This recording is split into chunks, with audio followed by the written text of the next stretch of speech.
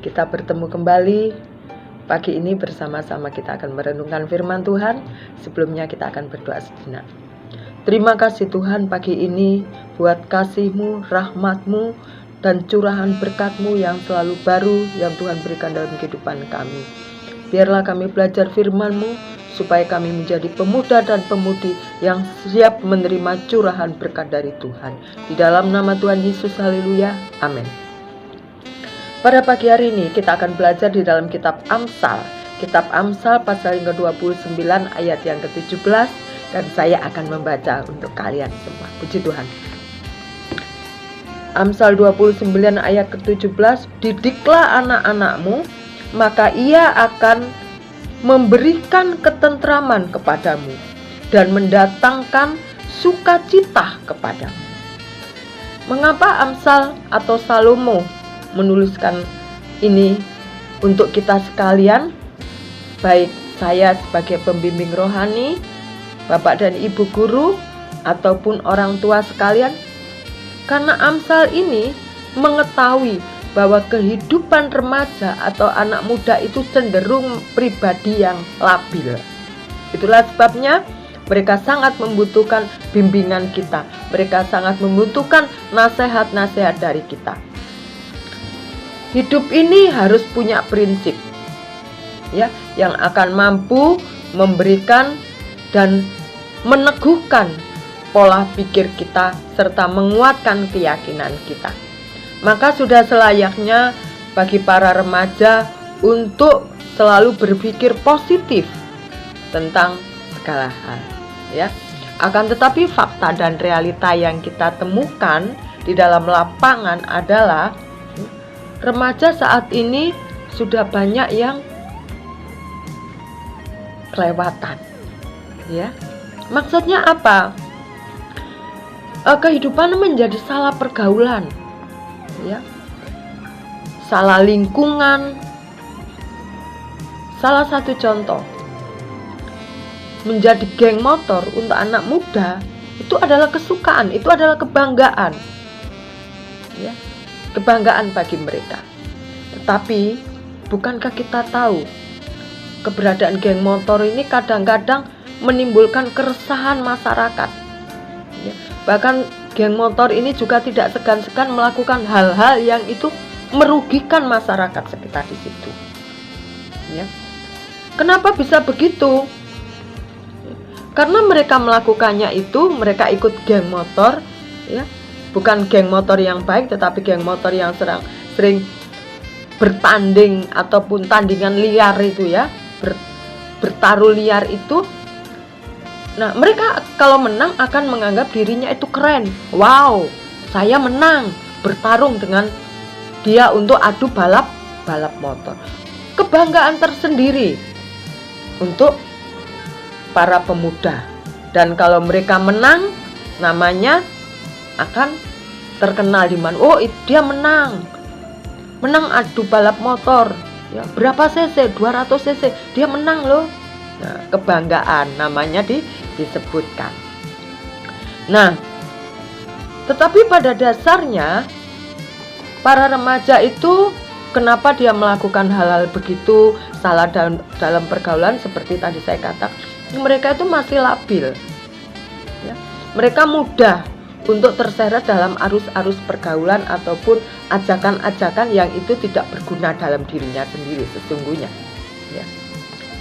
Dalam hal ini jika mereka tidak ada yang membimbing, tidak ada yang membina, ya, maka akan sangat fatal sekali dalam kehidupan remaja.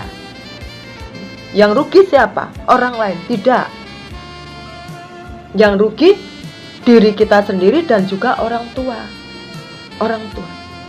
Ya. Yang rugi adalah adik-adik sekalian yang ikut geng motor itu kalau sampai terjadi kecelakaan. Dan orang tua pasti ikut merasakan, ikut mendapatkan dampaknya dari sikap kita, ya. Nah, ternyata kita sebagai anak muda, kita sebagai remaja perlu juga mempunyai prinsip hidup, ya. Mempunyai prinsip. Kenapa mempunyai prinsip? Supaya kita tidak mudah untuk mengikuti ajakan-ajakan yang tidak baik. Ya, anak muda yang dikasihi oleh Tuhan, lalu kita akan berkata, kalau saya sudah melakukan kesalahan begini, salah pergaulan, lalu siapa yang salah, Bu? Apakah saya secara pribadi salah? Tentu adik-adik akan bertanya begitu kepada saya.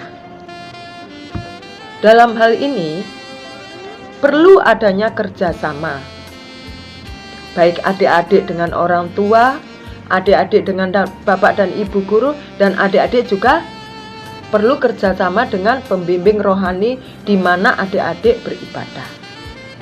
Ya.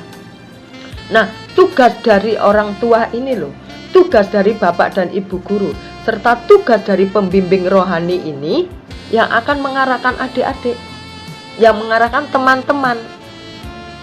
Apa yang harus dilakukan untuk masa-masa yang labil seperti adik-adik saat ini, supaya tidak salah dalam pergaulan, tidak salah dalam mengambil keputusan, sehingga kita tidak ada dalam kumpulan-kumpulan yang itu merugikan diri sendiri.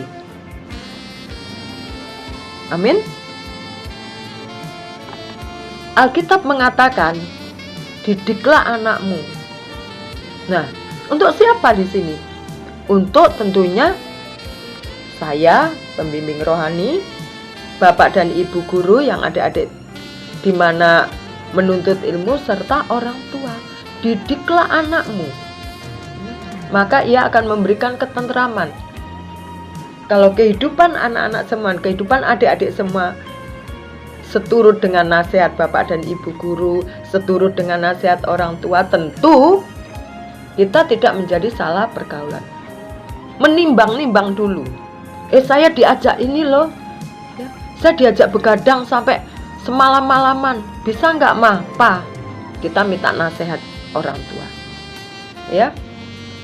Dan kehidupan anak remaja yang mau dibimbing, kehidupan anak remaja yang mau bertukar pendapat dengan orang tua atau pembimbing rohani, kalau kehidupan adik-adik serta pergaulannya itu pergaulan yang sehat, tentu itu mendatangkan sukacita bagi orang tua, bagi pembimbing rohani kalian, bagi bapak dan ibu guru.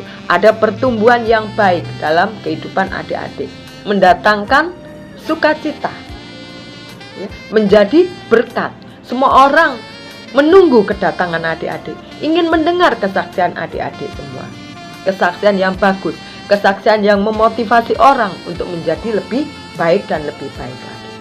Puji Tuhan, pada saat ini mari di masa pandemi seperti ini, kita bukan pesimis tetapi kita tetap optimis menghadapinya. Kenapa bisa optimis? Karena ada Yesus di dalamnya. Bersama Yesus kita bisa lakukan perkara besar. Saya percaya adik-adik semua di sini adalah adik-adik yang selalu melibatkan orang tua, melibatkan pembimbing rohani, melibatkan orang tua, terlebih lagi melibatkan Tuhan dalam kehidupannya, dan kehidupannya sungguh diberkati oleh Tuhan. Puji Tuhan. Amin.